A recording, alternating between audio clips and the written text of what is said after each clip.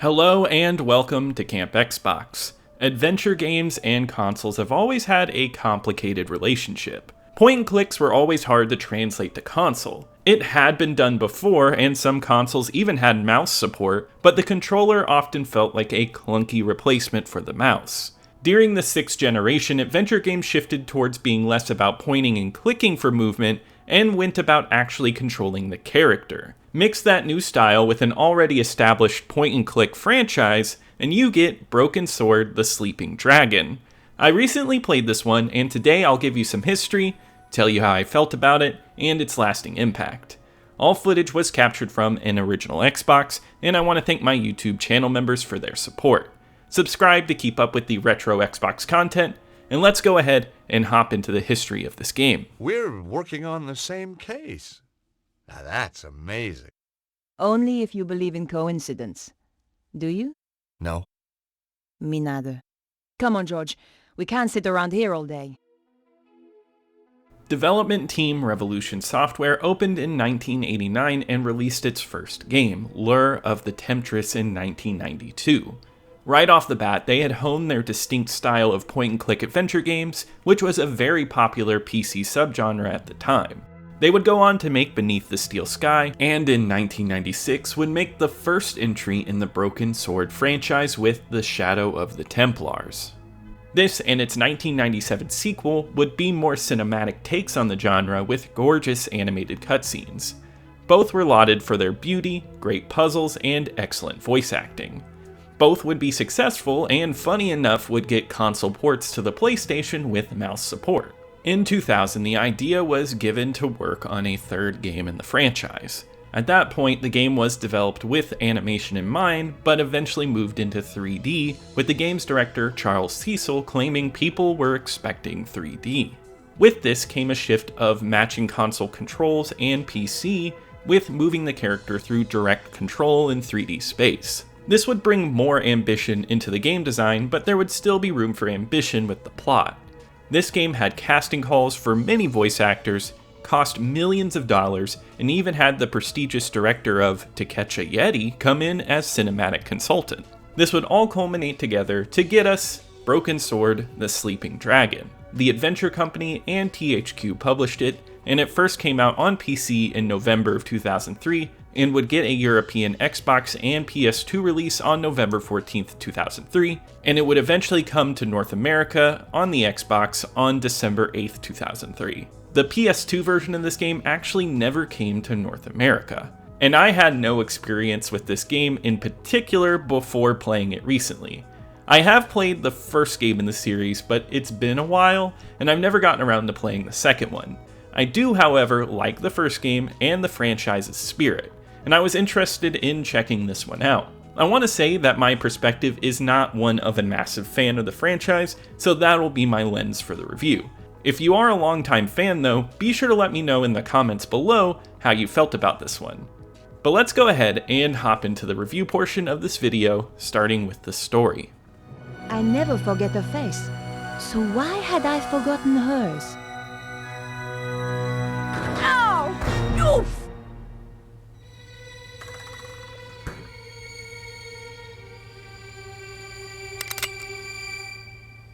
Damn! Come back, you salope! As with most adventure games, the story is one of the most important elements. The Sleeping Dragon goes for something vast and cinematic, taking place in many different locations across the globe. You follow returning characters George Stobart and Nico Collard, in what starts as separate stories that converge. George is continuing his life as a patent lawyer, but soon stumbles upon a murder that leads him to discover an underground group called the Cult of the Dragon. Nico also gets involved by being framed for another murder by the same group in Paris. You get to play with both perspectives and dig deeper into their plan to control an ancient energy that could destroy the world. This is a highly brief interpretation of the plot because there are so many small details and characters that it would take a long time to explain it all concisely. It's a very entertaining plot that reminds me more of an adventure novel than an adventure film. The plot is less about giant action set pieces and more about the mystery you solve delving deep into the background and many characters along the way. It's surprisingly well written with a nice wit and intelligent dialogue. It helps that both George and Nico are strong characters to follow. They don't feel like a typical game protagonist and are very likable. A lot of the dialogue from this era can feel awkward, but as far as writing goes, this is very well done. It's constantly entertaining, and the trip around the globe is exciting and engaging. The game uses a cinematic style with its story, with many camera cuts and fast editing. The writing isn't awkward, but it's the action that feels slightly stilted. It's only a minor nitpick because I like something with a bit of ambition, and I think this has that. And it honestly reminds me of the Movies game, and both of these games were made with the same renderware engine, so it makes sense. It gives the game a little extra flair that I felt was fun and helps out with the pacing of the plot. Overall, the plot is a highlight of this game, and if you like a great plot in your game, this is a great choice. The adventurous feel never leaves because the mystery is intriguing. There's always something around each area to do, and it helps that both the leads are well written and have solid funny moments. It's a fun mystery adventure, and I think it's a fantastic story to play on the Xbox.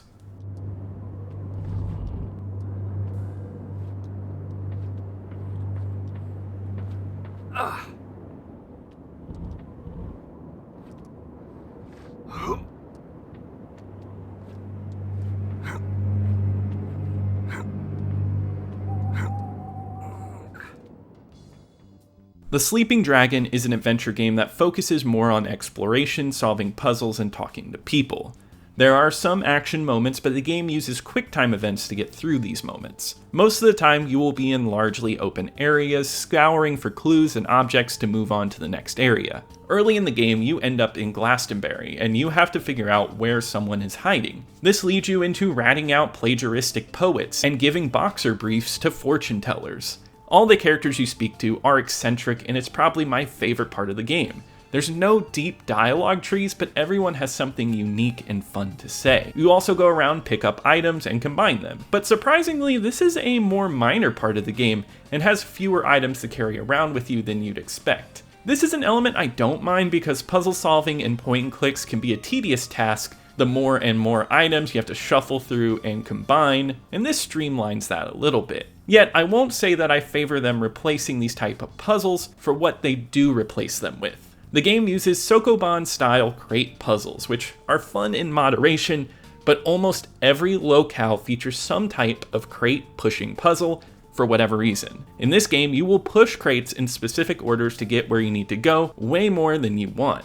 It's a very odd game design choice, and it feels like this was their default puzzle idea if they couldn't come up with anything else.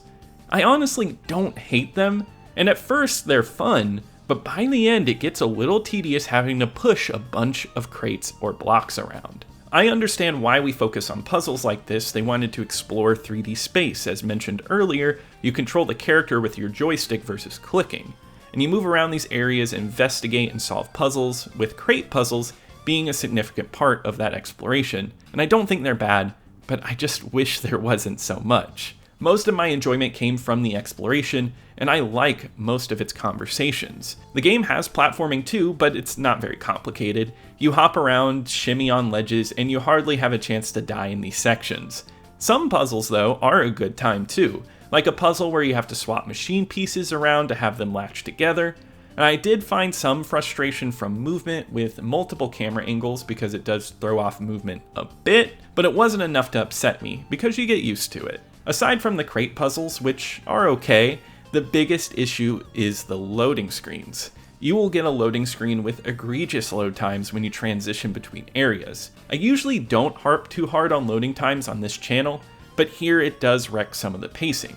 For example, later in the game you have a light beam reflecting on crystals. You have to orient them in a certain way to push an object. This requires you to move between two different rooms, and this means you will go back and forth, experiencing a long 20 to 30 second load time to move on with the puzzle. And let me tell you, this got annoying, and it's not the only time something is set up this way in this game, and the load times are a bit painful. The gameplay peaks when you talk to people and move on with the story. Its focus is on investigation, and that's where the creativity shines. When juxtaposed against uncreative reliance on crate puzzles and some loading times, it kills the mood. It makes for something a little uneven in the gameplay department. Not that I think it's terrible to play, because I still had a great time playing through the game. Even if the crate puzzles were a lot, it was fun to solve them. I just would have loved to seen more puzzles, and maybe fewer puzzles with loading times in the middle, and I would have felt like I had a fuller package to enjoy. Okay, Nico. Ready? 3, 2, 1, now!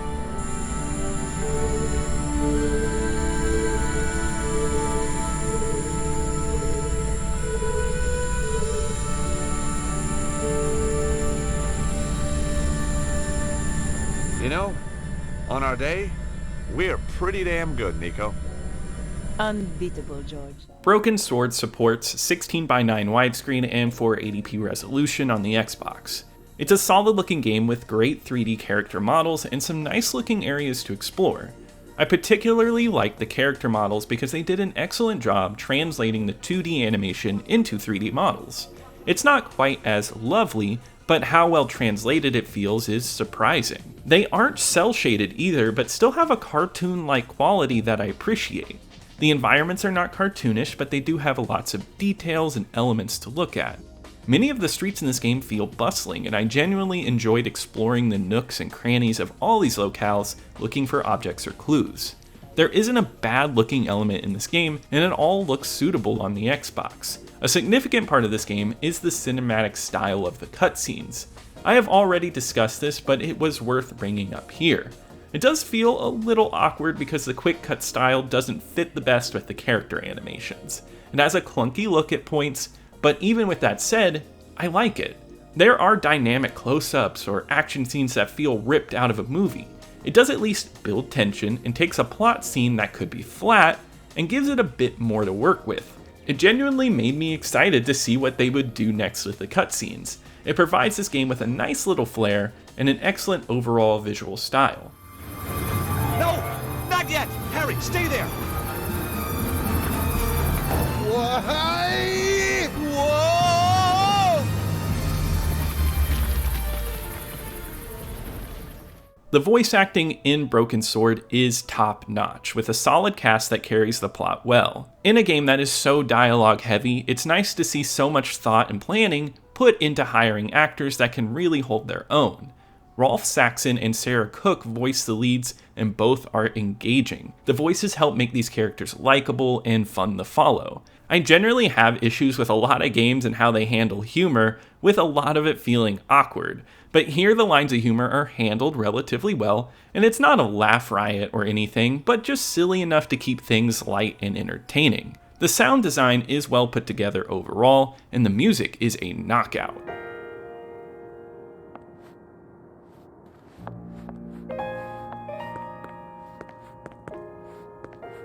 Power side backwards, Harris.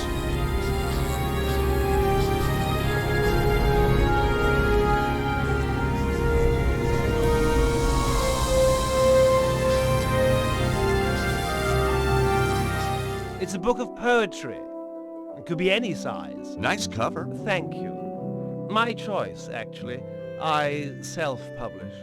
The composer for this one captures a cinematic feel, but not because it riffs on any composer. Generally, you'll hear me say something like, "This sounds like John Williams," but that's not what happened here. Instead, it has a lot of light flutes and moving strings. It has a symphonic quality that feels cohesive. Every place is recognizably the same game, but with enough of a difference between the locales that it really captures a mood in Paris or in the Congo.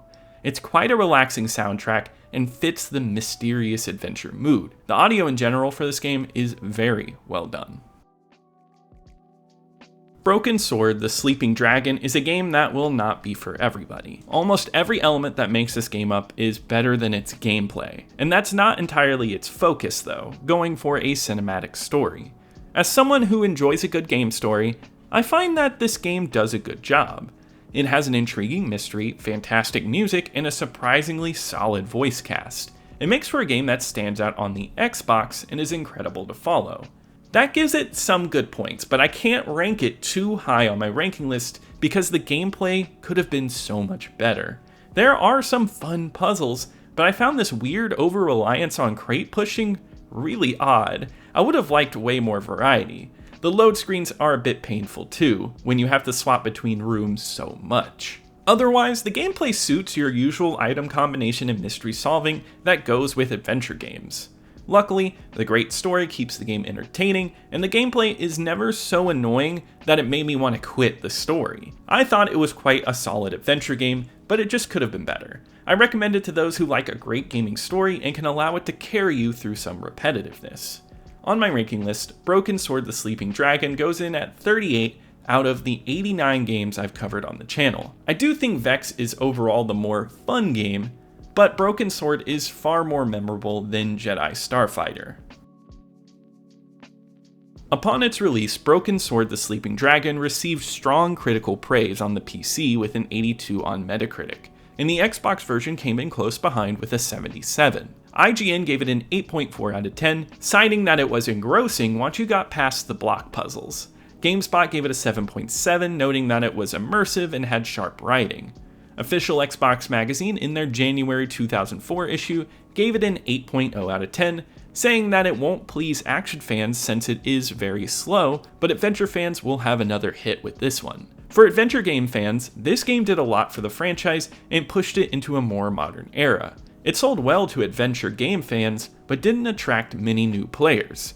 It sold as well as the other two games, but the budget was massively inflated compared to those games, leading to this game being a loss, even if it made $40 million at retail.